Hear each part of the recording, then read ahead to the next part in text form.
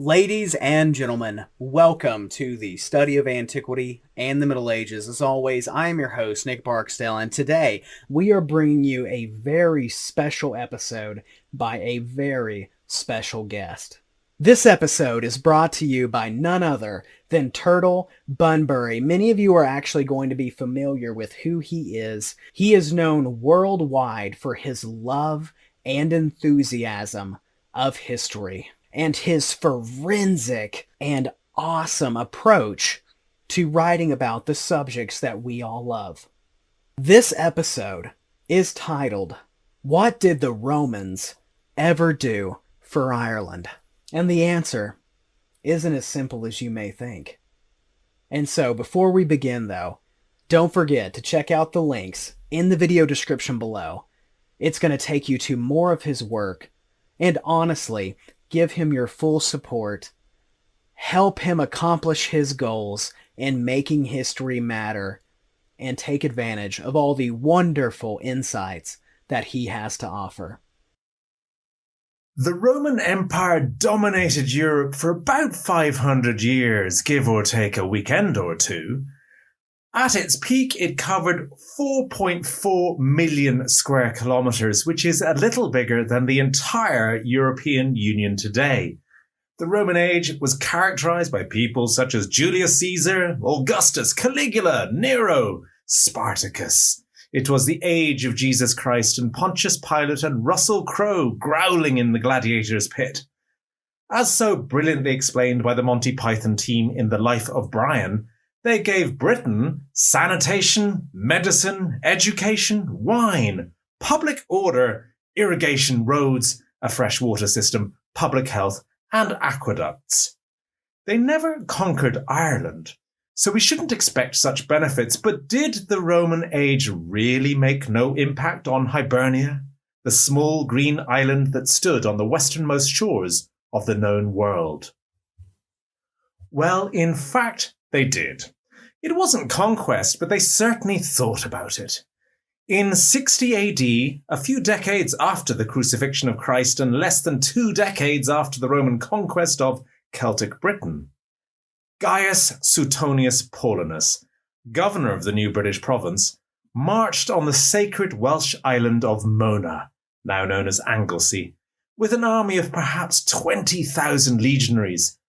On behalf of his emperor Nero, he sought to exterminate this refuge for fugitives, which also happened to be the greatest Druidic stronghold in Britain. Druids were the highest educated tier of Celtic society. They were the poets, the doctors, spiritual leaders, scientists, judges. They were sort of shamanic priests with multiple gods, including female gods, and they were feared as magicians and sorcerers, especially by the Romans. Roman writers like Cicero, Pliny the Elder, Julius Caesar, they all maintained that the Druids were practicing human sacrifice. Maybe you've heard of the hideous wicker man that Julius Caesar wrote about. The jury's out on the level of sacrifice.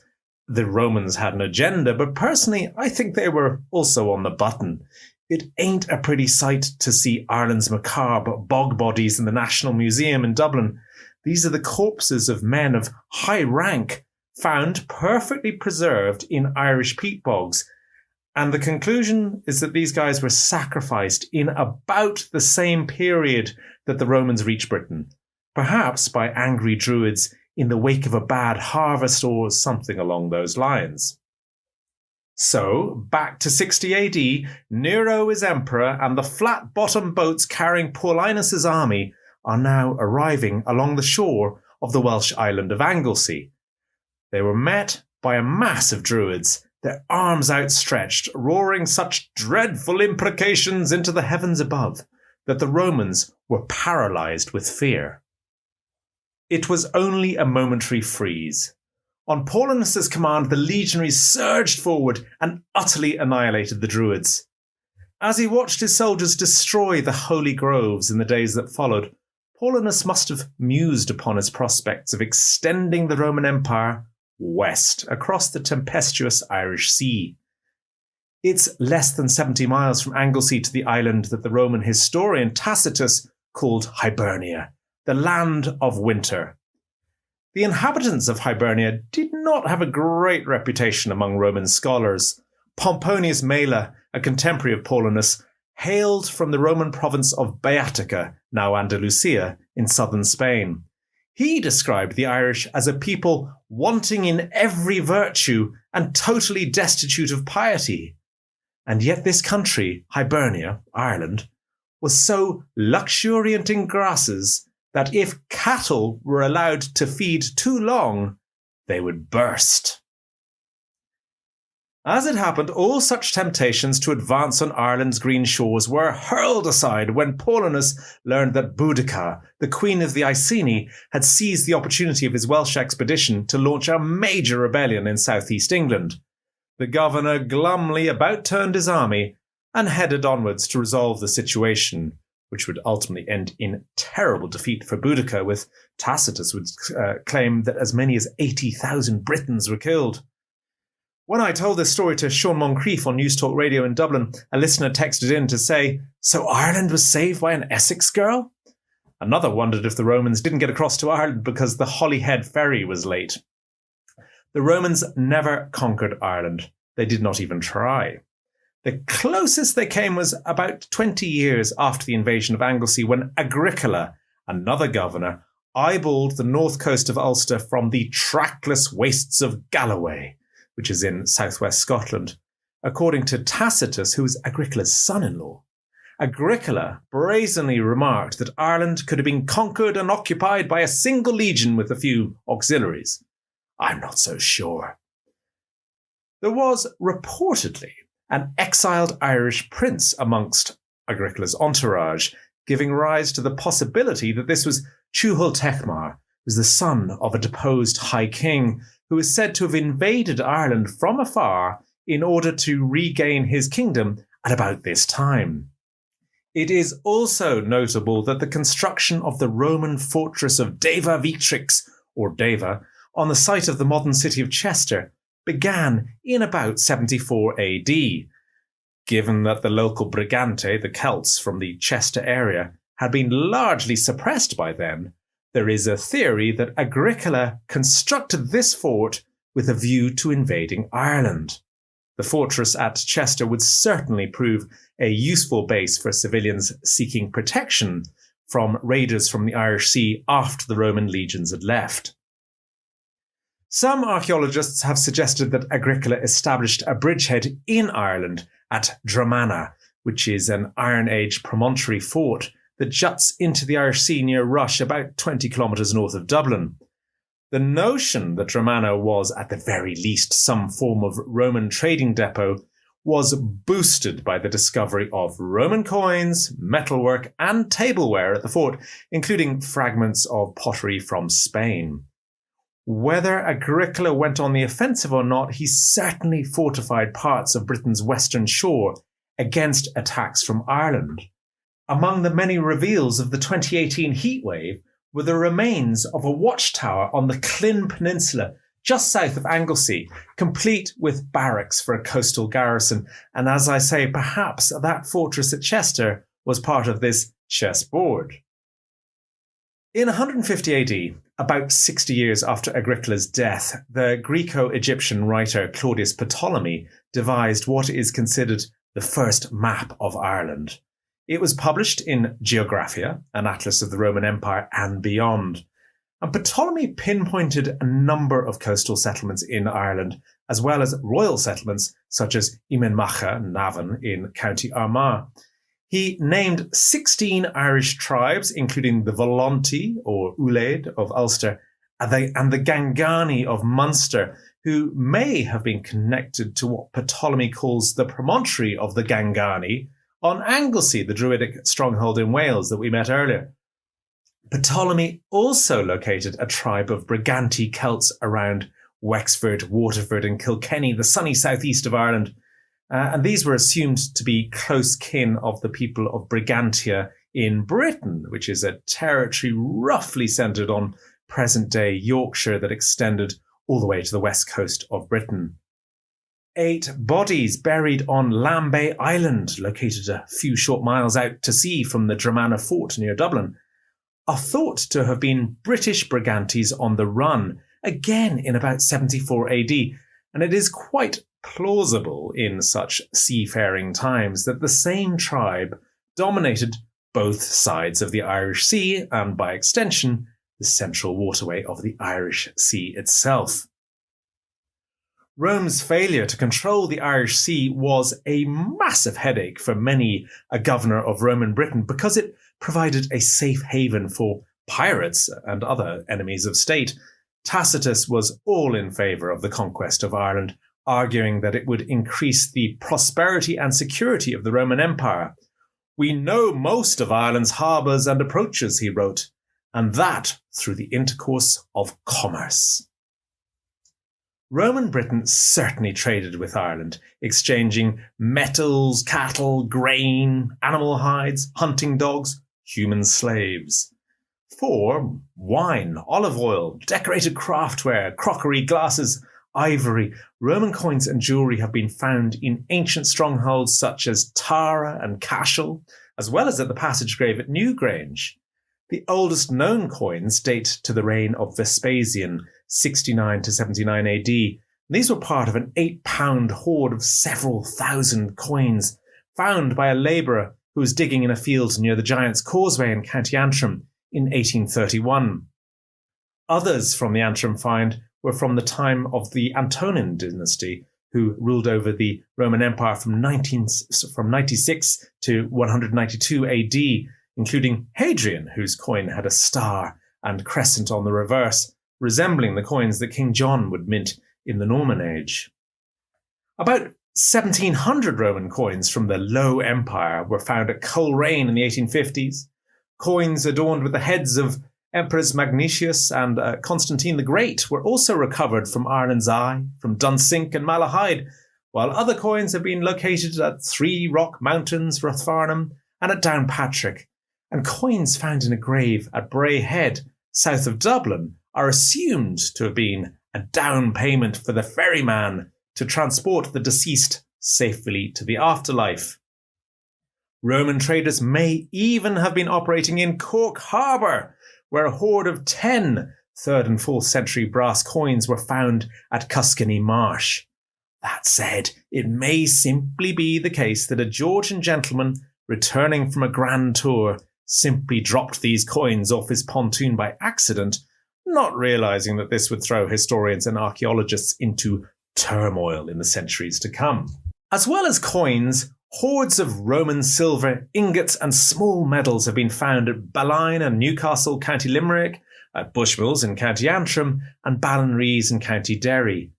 There's also a certain amount of chin-stroking over a Roman-style cremation that took place at Stonyford in County Kilkenny in the 1st century AD, while a 2nd century strap tag of provincial Roman type was found in the Ringfort at Rathgall on the Carlow-Wicklow border. One of Ireland's greatest commodities at this time was human slaves, who were kept in prisons such as Dalkey Island, just off the coast of Dublin. Many of the slaves who worked on the farms of the wealthy villa-owning elite in Roman Britain are thought to have started life in Hibernia. With the sharp decline of the Roman Empire during the 5th century, the tables were turned, with captives from Britain now heading west across the Irish Sea to work as slaves on Irish farms. Ireland's position as a major maritime slave trading hub would later be reignited during the Viking Age.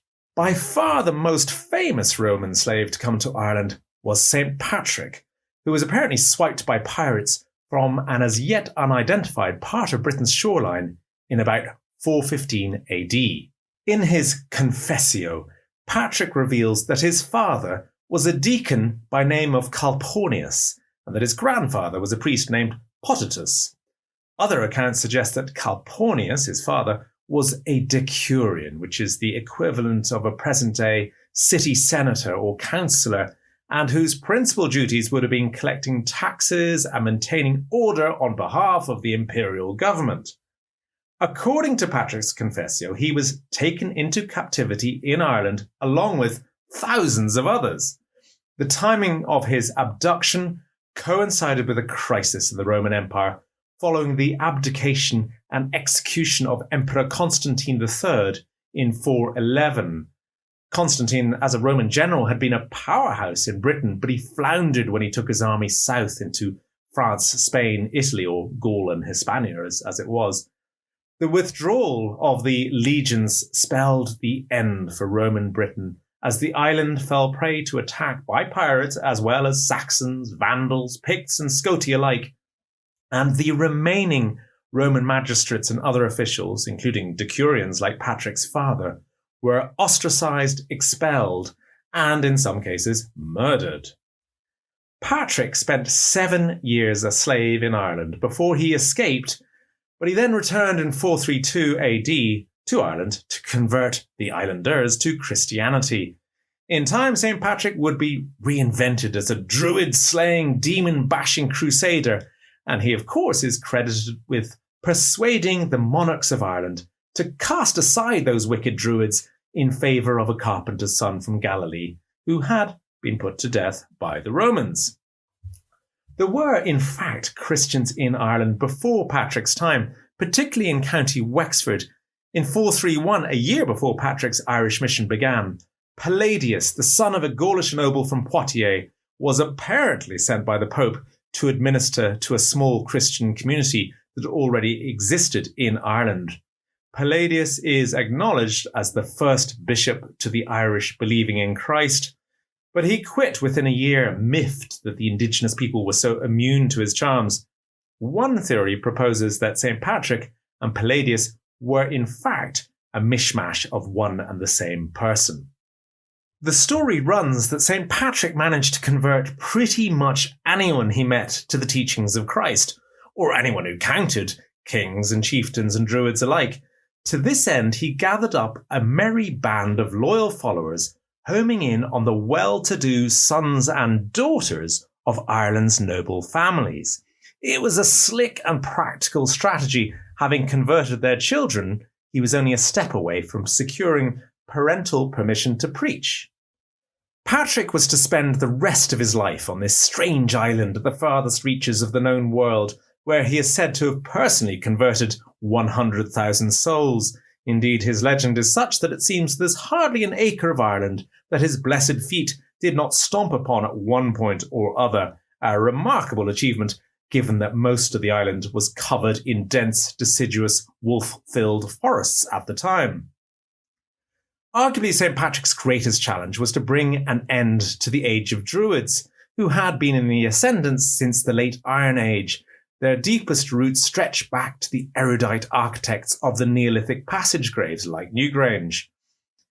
Well versed in natural philosophy, they were also brilliant in politics, the law, education. They were remarkable people. They were doyens of astronomy and herb lore and oral tradition.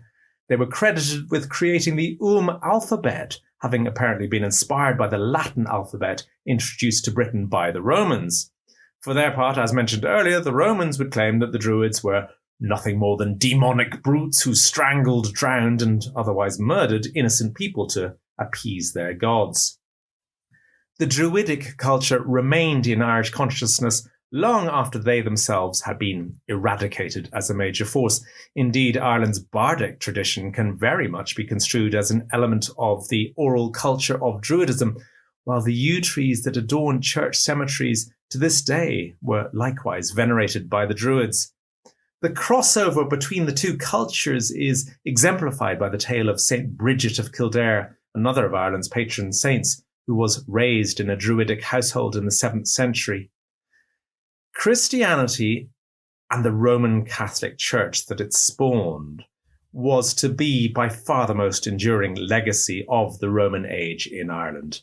The Catholic Church itself is heavily based on the hierarchical, centralized Roman system, despite the fact that the Western Roman Empire itself had collapsed by the time it came into being. After its downfall in the mid-5th century, the center of cultural gravity moved eastwards to Byzantium, Constantinople, now in Istanbul. Celtic interlaced manuscripts like the Book of Darrow and the Book of Kells may have actually drawn inspiration from the artistic tradition of the Eastern Roman Empire in Byzantium and Syria, where illuminated texts were produced during the 5th and 6th centuries.